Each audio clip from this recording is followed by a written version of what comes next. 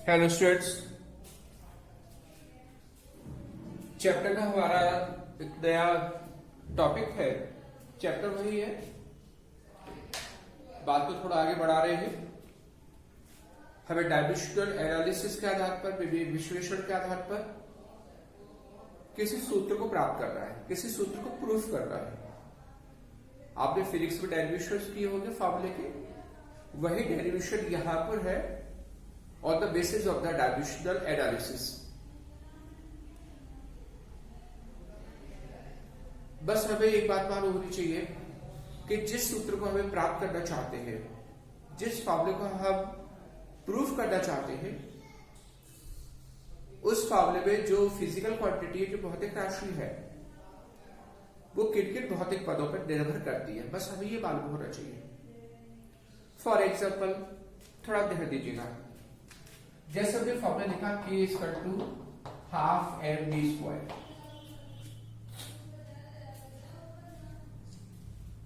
क्या बता सकते किसका फॉर्मूला है? ये किस बात का फॉर्मूला है? Can you tell? तो आपका आंसर होना चाहिए it is the formula of the kinetic energy. अगर कोई हमारा ऑब्जेक्ट है, मोशन में है, कोई वस्तु गतिमान अवस्था में गति कर रही है, तो गति में जो ऊर्जा होती है उसे नाम देते हैं काइनेटिक एनर्जी, उसे बोलते हैं गतिज ऊर्जा। तो this is the formula of kinetic energy. K is the kinetic energy, M is the mass of the object, वस्तु का द्रव्यमान, and V is the velocity of motion, गति का वेग। अब यहां से देखो, इस फॉर्मूले को अगर हम केयरफुली देखें तो एक बात समझ में आती है कि गतिमान वस्तु की जो काइनेटिक एनर्जी, जो गतिज ऊर्जा है, ये वस्तु के द्रव्यमान पर निर्भर करती है और उसके मास पर, सॉरी उसके द्रव्यमान पर निर्भर करती है, उसके वेग पर, एम पर और वी पर, दो बातों पर निर्भर करती है काइनेटिक एनर्जी। निर्भर करने का मतलब यह है कि अगर मास की वैल्यू को बदल देंगे, हम द्रव्यमान के मान को बदल देंगे, एम के मान को बदलेंगे, इसकी वैल्यू को बदलेंगे, तो के का मान बदल जाएगा। अगर बी के मान को बदलेंगे तो के का मान बदल जाएगा। तो निर्भरता का, डिपेंडेंस का मतलब ये होता है कि जो फॉर्मूले में हम किसी की भी वैल्यू बदले, किसी भी टर्म की वैल्यू बदले, तो उससे हमारी रिजल्ट की जो वैल्यू है, हमारे परिणाम का जो मान है, वो बदल जाए, तो उसे बोलते हैं डिपेंडेंस, उसे हम नाम देते हैं निर्भरता। अब हम इस इक्वेशन को कैसे ऑब्टेन कर सकते हैं, कैसे प्राप्त कर सकते हैं, या कैसे प्रूव कर सकते हैं डायमेंशनल एनालिसिस से, वो यहां पे लेके चल रहे हैं। बस हमें क्लियर तरीके से जो न्यूमेरिकल लिखा हो उसमें यह पता चल जाए हमें कि जो हमारी फिजिकल क्वांटिटी दी हुई है वो किन किन टर्म्स पर, किन किन पदों पर डिपेंड कर रही है। जैसे के डिपेंड करता है एम पर और के डिपेंड कर रहा है वेलोसिटी। तो चलो हम यही फॉर्मूला लेके चलते हैं, हम यही क्वेश्चन लेके चलते हैं, हम इसी का न्यूमेरिकल लेके चलते हैं, और लास्ट में हमारा यही फॉर्मूला आना चाहिए हमें थोड़ा समझने के लिए। फिर नेक्स्ट और एक को और न्यूमेरिकल कंसीडर करेंगे, बात को थोड़ा क्लियर करने के लिए, राइट। इसको पहले पिटा देंगे।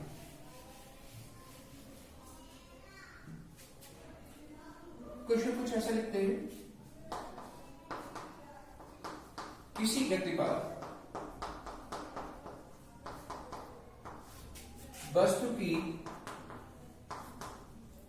गतिज ऊर्जा, गतिज ऊर्जा को इंग्लिश में बोलते हैं काइनेटिक एनर्जी, गतिज ऊर्जा, इंग्लिश के वर्ड लिख देते हैं, बेटर रहेगा, काइनेटिक एनर्जी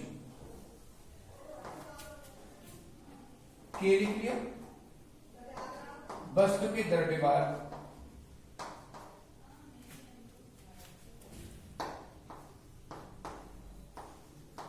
एम तथा वस्तु के वेग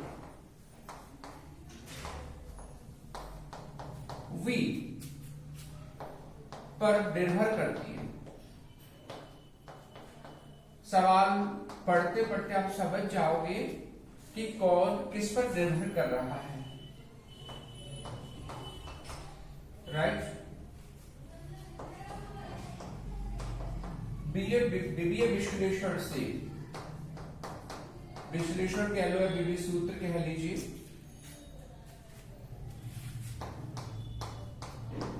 गतिज ऊर्जा के लिए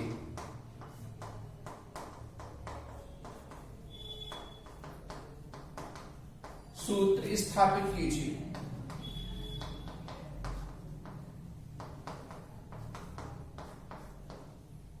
सिंपल सा सॉल्यूशन है लेकिन सब इंपॉर्टेंट है।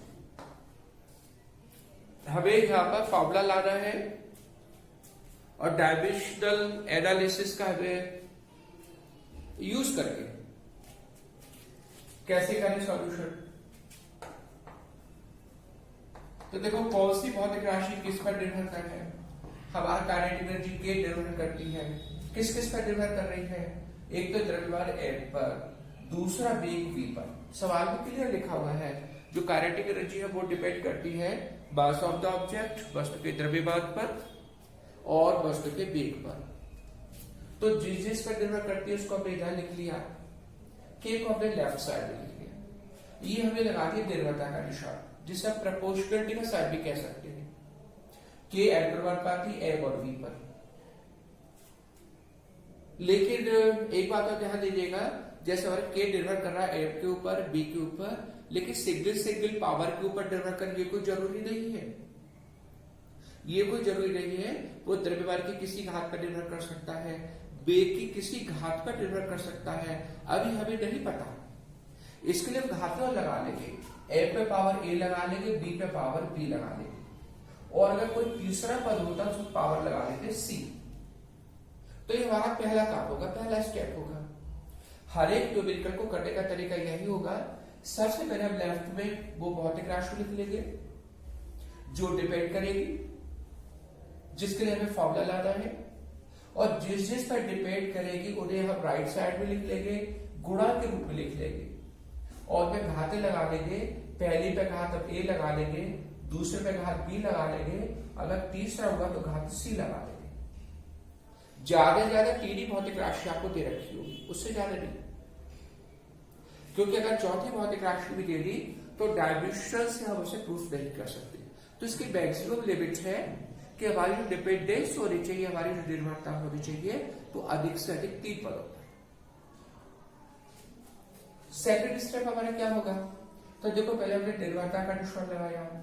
सेकंड स्टेप में दूसरे हम चरण में ये करेंगे, इस प्रोपोर्शनलिटी के निशान को, अनुक्रमानुपाती के निशान को हम हटाएंगे, एक बराबर का निशान लगाएंगे, उसको हम एक कांस्टेंट और लिखेंगे। वैसे कांस्टेंट को हम के से लिखते हैं, लेकिन अभी के से हम इसलिए नहीं लिख सकते क्योंकि हमने के लेफ्ट साइड में लिखा हुआ है, तो हम के डैश लिख लेते हैं। के डैश, के पे डैश लगा लिए, के डैश के बारे में हम नीचे लिख देंगे। यह हो गया m की पावर a इंटू v की पावर b, जहां के डैश एक विवाहीन नियतांक है, कांस्टेंट है, विवाहीन। आपको बताएंगे कांस्टेंट वाले दो तरह के होते हैं। एक ऐसे कांस्टेंट होते हैं जिनकी डेफिनेट वैल्यू होती है लेकिन कोई डायमेंशन फॉर्मूला नहीं होता।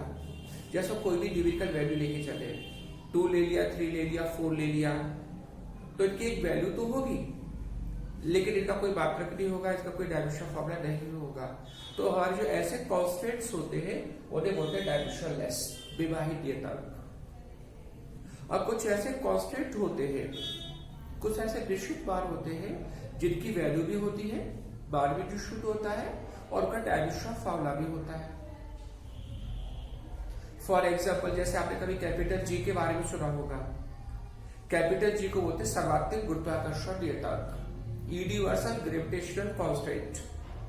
क्या आपने कभी सुना है?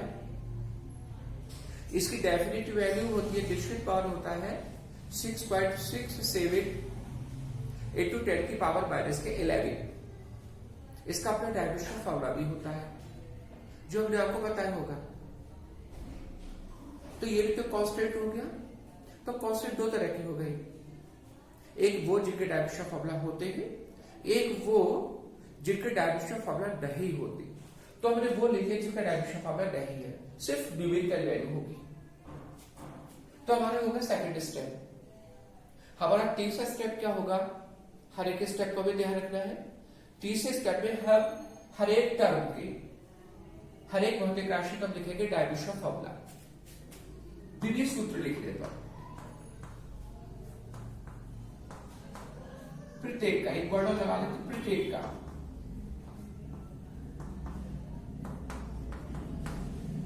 अब हमें डायविशन फॉर्मूला याद होने चाहिए।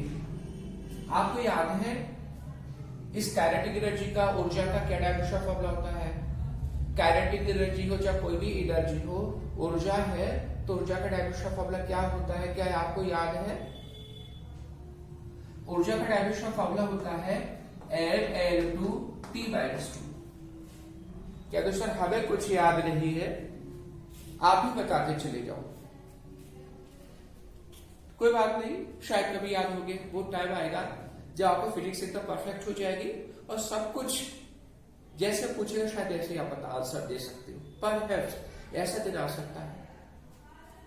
तो देखिए अभी हमने लिखा काइनेटिक एनर्जी का डायमेंशन फॉर्मूला लिखा, अब वो लिखा L/T/2 इक्वल टू, अब देखो केड़ा शब्द क्या मान रहा है, एक ऐसा कांस्टेंट मान रहा है जिसका कोई डायमेंशन फॉर्मूला नहीं होता, तो जब डायमेंशन फॉर्मूला लिखेंगे तो केड़ा को हम हटा देंगे, जिनके होंगे उन्हीं को तो लिखेंगे। फिर हमारा ये द्रव्यमान है, तो द्रव्यमान का डायमेंशन फॉर्मूला हो जाएगा कैपिटल M, इसकी घात है A, तो घात तो लगी रहने देंगे, राइट। फिर हमारा ये वेग है, वेग का डायमेंशन फॉर्मूला होता है L/T/1, इसकी पावर है B, ये भी लगा लेंगे। अब आप बताओ नेक्स्ट काम क्या कर सकते हैं? हमारा नेक्स्ट काम होगा ये वाले जो डायमेंशंस है वो सब एक ब्रैकेट में है, इस सब को भी तो हमें एक कोष्टक में कर ले एक ब्रैकेट में, तो हमारा नेक्स्ट काम होगा तो बाई ओर तो होगा L/T/2 इक्वल टू, अब सबसे पहले देखो हम M को लिखा करें, फिर L को लिखा करें, फिर T को लिखे। तो देखो M कहां पर है? M सिर्फ एक जगह है, इसकी अपनी जो पावर है वो A है, तो L की एक्सपोनेंट मतलब घात A हो गई। L कितनी पावर के साथ में है? ये लिखा L/T/1 की पावर B है, तो पावर B इस पर भी आ जाएगी और पावर B इस पर भी तो आ जाएगी, तो L की पावर हो गई B और T की पावर कितनी हो गई? T की पावर होगी माइनस की B, क्योंकि घातों का घातों से गुणा ही तो होता है हमेशा, -1 का B से गुणा होगा तो माइनस का B तो मिलेगा, तो इस सबको हमने एक ब्रैकेट में लिख लिया। फिर हमारा काम क्या होगा? देखो लेफ्ट साइड में हमारा एक ब्रैकेट है डायमेंशंस का, राइट साइड में हमारा एक ब्रैकेट है। अब हम कुछ ऐसा ही तो कर सकते हैं, और ये जो डायमेंशन फॉर्मूला है इस वाले डायमेंशन फॉर्मूला के बराबर है, तो बराबर तभी तो होगा जब घातें बराबर हो, तो हम घातों की कंपेयर करेंगे, घातों को बराबर करेंगे। तो नेक्स्ट स्टेप हो जाएगा घातों की तुलना करने पर, कंपेयर। तुलना का मतलब होता है कंपेयर करना, तुलना करने पर, राइट। जब से कंपेयर करेंगे तो किसकी घात को किसकी घात से कंपेयर करेंगे? तो कॉमन्स की बात है, L की घात को हम L की घात से तुलना करेंगे, L की घात को हम L की घात से कंपेयर करेंगे, और T की घात को हम T के घात से कंपेयर करेंगे। कंपेयर करने से हमें A की और B की वैल्यू मिलेगी। तो देखो यहाँ L की पावर है A, यहाँ L की पावर 1 ही तो है, 1 लिखा नहीं है, 1 ही तो लेके चलेंगे, therefore A = हो गया 1। L की पावर की हमने L की पावर से कंपेयर किया। फिर देखो L की पावर की हम L की पावर से कंपेयर करेंगे, या L की पावर B है या L की पावर 2 है, तो B = हो गया 2। A और B के बाद पता चल गए। अगर हम देखो तीसरा टर्म भी लेके चले, T की पावर है माइनस का B, यहाँ पे T की पावर है माइनस का 2, तो माइनस B -2 के बराबर होगा। अगर हम करते हैं तो -B = -2 तो कट गया, तो भी तो B का मान 2 ही आया। वैसे जब एक बार B निकल आया तो दोबारा से B निकालने की आवश्यकता नहीं है, उतना ही आएगा। तो A की वैल्यू हो गई 1 और B की वैल्यू हो गई 2। ये जो घातों के बाद आ गए ये सब सेकंड इक्वेशन करते हैं, यहां रख देते। दूसरी लाइन यहां रख देते, therefore k equal to k dash m की पावर a का मान कितना है, a का मान है 1 इनटू v की पावर b का मान कितना है, b का मान है 2, तो ये हो गया b square, right. Dash side में भी ये वाला हटा, इसको तो डैश पड़ेगी, दिस द k डैश, ये पावर 1 नहीं है, ये है m की पावर 1 को हटा देंगे तो k इक्वल टू हो गया k डैश और m v स्क्वायर, ओके। अब एक बात और ध्यान रखिएगा, यहां पर जो हमारा कांस्टेंट है, जहां हमारा कांस्टेंट k डैश लिखा हुआ है, उसकी न्यूमेरिकल वैल्यू भी हमें रखनी होती है। इसका मान कितना होता है, यह थोड़ा सा आपको कंफ्यूजन हो सकता है, क्योंकि यहाँ पे जो कांस्टेंट हम लेके चलते हैं वो उसकी कोई निश्चित वैल्यू नहीं होती, कोई निश्चित रूल नहीं होता है। ये सब हमें इक्वेशन अगर याद है तो इक्वेशन के हिसाब से हम लिख सकते हैं, और समीकरण अगर नहीं याद है तो हम इस कांस्टेंट का मान नहीं लिख पाएंगे। तो प्रयोगों से ये मान निकाला जाता है, और प्रयोगों से k डैश का मान निकल के आता है 1/2 हाफ। तो एक सेंटेंस लिखना होगा, यहां k dash equal to half, कहीं कांस्टेंट का मान हाफ होगा, किसी जगह मान इसका पाई होगा, किसी जगह 2 पाई होगा, किसी जगह 6 पाई होगा, किसी जगह 1 भी होगा। तो कोई एक मतलब डेफिनेट रूल नहीं है कि जो कांस्टेंट लेके चलते उसका क्या मान होगा। अगर एक बार को जो कांस्टेंट का मान न भी रखें तो भी हमारा इक्वेशन वहीं तक सही माना जाएगा। तो हमें k डैश का मान हाफ लेके चलेंगे, फिर k इक्वल टू हो जाएगा हाफ mv स्क्वायर। यही तो फॉर्मूला होता है गतिज ऊर्जा का, आपको याद है। किसी गतिमान वस्तु की जो काइनेटिक एनर्जी होती है उसका एक तो फॉर्मूला होता है k equal to half mv square. तो देखो हमें सूत्र मिल गया गतिज ऊर्जा का, और ये गतिज ऊर्जा का जो फॉर्मूला मिला वो इस डायमेंशंस की हेल्प से तो मिला। तो देखो कौन कौन सी स्टेप्स आई, एक बार थोड़ा सा रिपीट करते हैं। सबसे पहले लाइन में हम वो लिख लेंगे, ये देख लेंगे कौन सी भौतिक राशि किन भौतिक पदों पर निर्भर करती है, उसको इस तरह से लिख लेंगे। घाते लगा लेंगे, पहले पे घात a लगा लेंगे, दूसरे पे घात b लगा लेंगे, और अगर तीसरा हो तो घात c लगा लेंगे। फिर हम बराबर का निशान लगाएंगे, कांस्टेंट लगा देंगे। उसके बाद हम हर एक टर्म की डायमेंशन फॉर्मूला लिखेंगे, घातों को उसको विभिन्न सूत्र लिखेंगे। सभी विभिन्न सूत्र को हम एक ब्रैकेट में लेके आएंगे, कोष्टक में लेके आएंगे। फिर हर एक के घातों को हम कंपेयर करेंगे, उससे a का मान मिलेगा, b का मान मिलेगा, और अगर c है तो c का मान भी मिल जाएगा। उन मानों को यहाँ पुट कर देंगे, बस वही हमारा आंसर होगा। तो ये तरीका है। एक न्यूमेरिकल और लेके चलते हैं, बिल्कुल ऐसे ही उस सब स्टेप्स बिल्कुल ऐसे ही जाएंगे, तो इससे आपको थोड़ा क्लियर हो जाएगा। अब देखते हैं, ओके, इसको मिटा दें।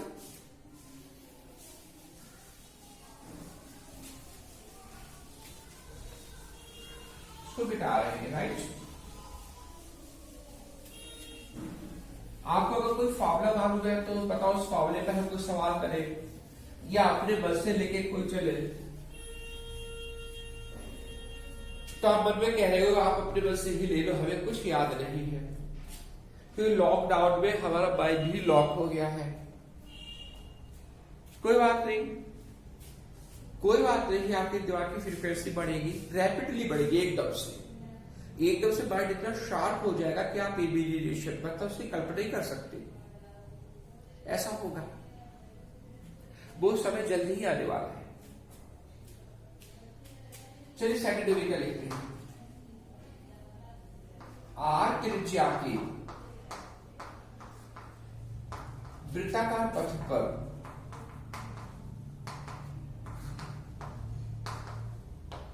गति कर रही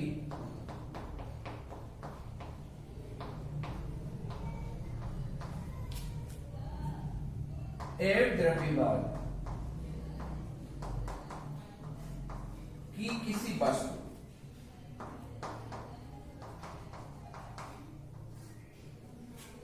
वस्तु पर लगने वाला अभिकेंद्रीय बल। ये अभिकेंद्रीय शब्द क्यों आए वो हम आपको बाद में बताएंगे, ठीक है, चैप्टर में है आगे। अभिकेंद्रीय बल F वस्तु के द्रव्यमान, वस्तु का द्रव्यमान है, ब्रैकेट में लिख देते हैं F, ऐसे ऊपर लिखा हुआ है कॉमा करके, वस्तु के वेग, ब्रैकेट में हम v लिख लेते हैं, तथा वृत्ताकार पथ की त्रिज्या।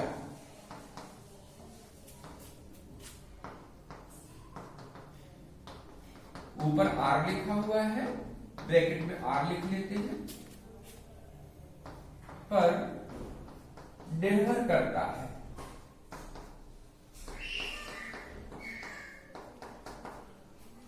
विभव की सहायता से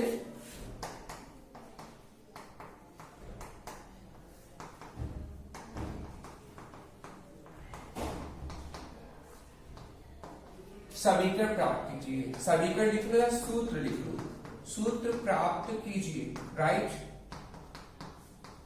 आपको सोचना है, आपको सोचना है कैसे कर सकते हैं। एक बार आप सवाल पढ़ लीजिए, क्या लिखा हुआ है।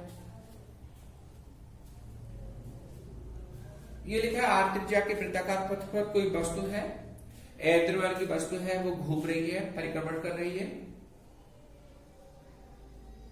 गति कर रही है। उस वस्तु पर एक अभिकेंद्रीय बल कार्य करता है, उस पर लगने वाला जो अभिकेंद्रीय बल है, अभिकेंद्रीय बल अपने F लिखा हुआ है। बल F वस्तु के द्रव्यमान पर, एब पर, वस्तु के वेग v पर और वृत्ताकार पथ की त्रिज्या r पर निर्भर करता है। विभव की सहायता से हमें सूत्र प्राप्त करना है। तो बात देखो दिमाग में क्लियर हो गई होगी कि कौन भौतिक राशि है जो किन किन भौतिक राशियों पर निर्भर करती है। तो देखो यहाँ पर जो लगने वाला जो अभिकेंद्रीय बल है F, ये निर्भर कर रहा है, F निर्भर करता है, किस किस पर निर्भर कर रहा है, ये हमें लगा दिया निर्भरता का निशान। तो सबसे पहले जब आप सवाल पढ़ोगे तो सवाल बहुत क्लियर तरीके से आप समझ में आ जाएगी, जब प्रैक्टिस हो जाएगी कि कौन सी भौतिक राशि है, वो भौतिक राशि किन किन भौतिक पदों पर निर्भर करती है। तो हमारा जो बल की राशि है, भौतिक राशि, ये निर्भर कर रही है, ये हमने निर्भरता का निशान लगा दिया। एक तो वस्तु के द्रव्यमान पर, दूसरा एक टू में लिखते जाएंगे, दूसरे वस्तु के वेग पर और तीसरे वृत्ताकार पथ की त्रिज्या। तीन बातों पर निर्भर कर रही है, वस्तु के द्रव्यमान पर, उसकी गति के वेग पर और वृत्ताकार पथ की त्रिज्या पर। फिर आपको और क्या बात बताया था, तो आगे ये बताया होगा निर्भरता में हमें ये भी तो देखना होता है कि किन किन घातों पर निर्भर करेगा। यहाँ पर तो देखो जो लिखा हो पावर शक्ति वर्बल लगा दी। अगर वर्बल लगा दी तो हमारे पास कैलकुलेट करने के लिए कुछ रह ही नहीं गया, तो सीधे सीधे आ गया कि बल है, द्रव्यमान की एक घात पर निर्भर कर रहा है, वेग की एक घात पर निर्भर कर रहा है, त्रिज्या की एक घात पर निर्भर कर रहा है। फिर हमें करना ही क्या है, कुछ नहीं। लेकिन ऐसा नहीं, हमें बस ये पता चलेगा कि द्रव्यमान पर निर्भर कर रहा है, वेग पर निर्भर कर रहा है और त्रिज्या पर निर्भर कर रहा है वो अभिकेंद्रीय बल। लेकिन हमें यह नहीं पता कि द्रव्यमान की कौन सी घात पर निर्भर करता है, वेग की कौन सी घात पर निर्भर कर रहा है और त्रिज्या की कौन सी घात पर। तो इसके लिए हम घातें लगा देंगे, इस पर a लगा देंगे, इस पर b लगा देंगे, इस पर घात कौन सी लगा देंगे, c। ऐसे ही तो बताया होगा। तो पहला स्टेप हमारा ये है, f प्रपोर्शनल f की पावर a इंटू v की पावर b इंटू r की पावर c। फिर हम एक कांस्टेंट लगाते हैं, कांस्टेंट k लगा देंगे, f की पावर a इंटू v की पावर b इंटू r की power c। Okay, next step क्या होता है, प्रत्येक पद की विभव लिखेंगे। क्या लिख लेंगे, प्रत्येक पद की विभव लिखने पर, पद से मतलब प्रत्येक भौतिक राशियों की विभव लिखने पर, इधर देखो फोर्स है, फोर्स चाहे कोई सा चाहे हमारा अभिकेंद्रीय बल हो, चाहे कोई सा भी बल हो, हमने आपको बताया होगा पहले कभी, फोर्स का जो डायमेंशनल फॉर्मूला होता है बल का, वो होता है Mlt/L। क्या है आपको याद है? बल का विवेक सूत्र बराबर K। क्या है यहां पर? K एक ऐसा कांस्टेंट होता है जिसका कोई डायमेंशनल फॉर्मूला नहीं होता। तो जिसका डायमेंशनल फॉर्मूला नहीं होगा तो K को हम हटा देंगे। डायमेंशनल फॉर्मूला लिखते समय यहां तो लिखा है, लेकिन इस स्टेप में हम डायमेंशनल फॉर्मूला लिख रहे हैं तो K को नहीं लिखना। बात को ध्यान रखिएगा। M का डायमेंशनल फॉर्मूला लिखेंगे द्रव्यमान का, तो M हो गया पावर A हो गई इनटू ये है वेग। वेग का डायमेंशनल फॉर्मूला होता है Lt-1, पावर इसका B लगी हुई है इनटू ये है वृत्ताकार पथ की त्रिज्या। त्रिज्या लंबाई होती है तो इसका डायमेंशनल फॉर्मूला L हो गया power C। Any doubt? M का डायमेंशनल फॉर्मूला लिख लिया, वेग का डायमेंशनल फॉर्मूला लिख लिया, त्रिज्या का डायमेंशनल फॉर्मूला लिख लिया। नेक्स्ट स्टेप क्या होगा? हमारा नेक्स्ट स्टेप ये होगा सभी डायमेंशनल फॉर्मूले को एक ब्रैकेट में ले आए, एक कोष्ठक में। तो ये तो हमारा सिंगल ब्रैकेट है ही है Mlt/2, इसमें तो कहीं हम कोई चेंज नहीं करेंगे। ओके, अब जरा देखिए, सबसे पहले हम M को लिखा करें और देखिए M कहां कहां पर है। तो M हमारे सिर्फ एक ही जगह है और M की पावर है A, तो M⁴ A हो गया। उसका L को लेके चलो, L दो जगह, एक यहां पर है एक यहां पर है। इस ब्रैकेट के हिसाब से L की पावर है B, इस ब्रैकेट के हिसाब से L की पावर है C, तो L की पावर होगी B+C। भले ही गुणा में है लेकिन गुणा में घाते प्लस भी तो हो जाती है, तो L की पावर क्या हो गई B+C। उसका T को लेके चलो, T सिर्फ यहां पर है और इसके हिसाब से T की पावर हो जाएगी -B, राइट। तो हमने ये लिख लिया। अब हमारा नेक्स्ट स्टेप क्या होगा? हमारा नेक्स्ट स्टेप होगा घातों को कंपेयर करना, कंपेयर द एक्सपोनेंट्स।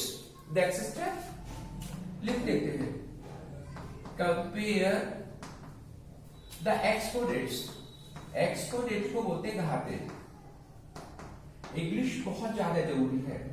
आप जब बड़ी क्लासेस में जाओगे, किसी बाहर बड़े शहर में जाओगे, तो आपकी जो टोटल एजुकेशन है वो इंग्लिश में होगी। तो अभी से हमें प्रैक्टिस करनी है इसी लेवल से। हम बहुत भारी सेंटेंस नहीं लिखेंगे इंग्लिश में, कुछ हेडिंग्स है, कुछ बातें हैं, जब आप लिखोगे बीच बीच में लिखोगे तो आपकी एक अच्छी कलेक्शन हो जाएगा वर्ड्स का। तो लिखा कंपेयर द एक्सपोनेंट्स, घातों की तुलना करने पर। अब देखो आप कैसे कंपेयर करोगे? M के एक्सपोनेंट की M के एक्सपोनेंट से कंपेयर करोगे, L की घात की L की घात से कंपेयर करेंगे और T की घात की T की घात से। तो जरा देखिएगा, या L की पावर A है या L की पावर 1 है, तो A = 1, राइट। जरा देख लो। एक बात और बता दें आपको, सपोज कर लो यहां M नहीं होता, इधर तो M है इधर नहीं होता, ऐसा भी पॉसिबल है। अगर यह M नहीं होता और कंपेयर करते तो क्या करते? यह M नहीं है तो इसे लिख लेते M की पावर 0, अगर नहीं होता तो। लेकिन अभी तो है, तो नहीं होने पर घात को 0 के बराबर कर देते। लेकिन अभी M है तो M की पावर होगी हमारी 1, तो A बराबर हो गया 1। उसके बाद देखिएगा L की एक्सपोनेंट यहाँ पर क्या है B+C, यहाँ पर L की एक्सपोनेंट 1 ही तो है, पावर 1, तो ये बना B+C। B+C = 1, right. B+C = 1। उसका T को लेके चलो, T की पावर यहां पर -B = इस ब्रैकेट के हिसाब से है -2। तो ऐसे देखो यहां से कैसे, तो B = 2। हमारा जो मेन एम है वो A के बाद निकालना, B का बाद निकालना, C का बाद निकालना, यही तो हमारा काम है। हमें बस A की वैल्यू पता चल जाए, B की वैल्यू पता चल जाए, C की वैल्यू पता चल जाए, तो इसे इक्वेशन रख देंगे, हमारा फॉर्मूला आ जाएगा। हमारा मेन एम यही है। अब देखो A का मान मालूम हो गया, हमें B का पता है। अब हम B का मान यहां पुट कर दे तो C निकल आएगा, तो हम B की जगह 2 रखेंगे, 2 + C = 1। इस 2 को इधर ले जाएंगे तो C = -1 तो आएगा, इधर जाएगा तो -2 हो गया, तो माइनस का 1 ही तो बचे। अब हमें a की वैल्यू पता है, b की पता है, c की वैल्यू पता है। यहां रख दे सेकंड इक्वेशन में, therefore f इक्वल टू, यहां लिख लेते हैं k into f to the power a into v to the power b into r to the power c से, वही हमने लिख लिया। f equal to k into f to the power a into v to the power b into r to the power c से। अब a का मान रखेंगे, b का मान रखेंगे, c का मान रखेंगे, तो f equal to k into f, a की वैल्यू है 1 तो यह 1 आ गया, इंटू v, b का मान है 2 तो यह 2 आ गया b की प्लेस पर, इंटू r, c की वैल्यू है -1 तो यह माइनस का 1 आ गया। ओके, हमने a की जगह a की वैल्यू पुट की, b की जगह b की वैल्यू पुट की और c की जगह c की वैल्यू पुट की। अब थोड़ा सा चेंज करना होगा। चेंज ये करना होगा कि जो नेगेटिव पावर होगी उसे नीचे लेके जाए, प्लस पावर में लिख ले। तो इस r की पावर -1 को नीचे लेके जाएंगे तो x का टू जगह k into n v square upon r लिख सकते, नहीं लिख सकते? माइनस पावर को नीचे लेके गए। अब यहाँ पे देखो k का मान क्या होगा, अगर आपको याद है k का मान क्या होता तो आप लिख दीजिए, और नहीं पता है तो हमारा इतना ही फॉर्मूला काफी है द आंसर। लेकिन हमें पता है, ये आगे चल के अगर प्रैक्टिस कर लोगे तो आपको पता चल जाएगा k की वैल्यू होगी 1, हियर k इक्वल टू 1, देखो फॉर्मूला आ जाएगा x equal to f v square upon r। आपको लास्ट में कैसे पता चलेगा कि k की वैल्यू 1 होगी? जब आप आगे जाके चैप्टर पढ़ोगे और जो फॉर्मूला आएगा उसमें फॉर्मूला यही होगा, f बराबर f v square upon r, k नहीं होगा तो आपको आइडिया मिलेगा k की वैल्यू 1 होनी चाहिए। तो देखो ये भी हमने डायमेंशंस की हेल्प से हमने इस फोर्स का फॉर्मूला ऑब्टेन कर दिया। तो इस टाइप में ढेर सारे न्यूमेरिकल है, अभी बाद में और न्यूमेरिकल्स की प्रैक्टिस करेंगे, आप भी करिए। Thanks lot.